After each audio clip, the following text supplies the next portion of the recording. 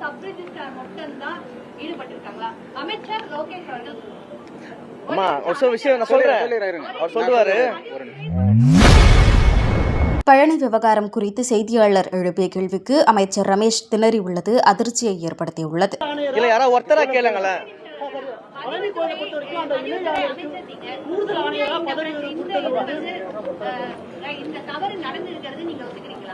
தவறு நடந்திருக்கு.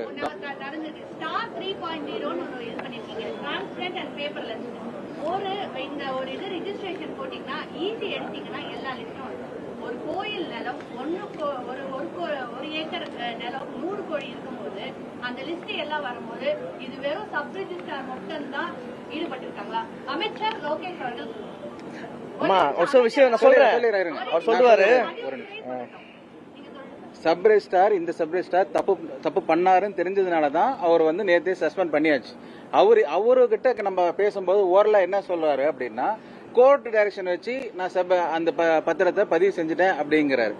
என்ன அப்புறம் இப்போ நம்ம வந்து அந்த டாக்குமெண்ட் ஹோல்ட் பண்ணி தான் வச்சிருக்கிறோம். இப்போ என்ன கேட்டீங்க? ஸ்டார் அவருக்கு மட்டும் தான் தெரிஞ்சு நடந்துச்சான்றதுக்கு இல்ல அதுதான் சொல்றேன். இவர் கோர்ட் டைரக்ஷன் வச்சு பண்ணி இருக்கிறாரு. இந்த கோர்ட் வந்து தலையிட்டு இது வந்து டாக்குமெண்ட்ஸ் கன்சிடர் பண்ணி it can be consider to register அப்படிங்கிற மாதிரி ஒரு டைரக்ஷன் கொடுத்துறாங்க. அதை வச்சு இவர் பண்றேன்னு எங்ககிட்ட சொல்றாரு.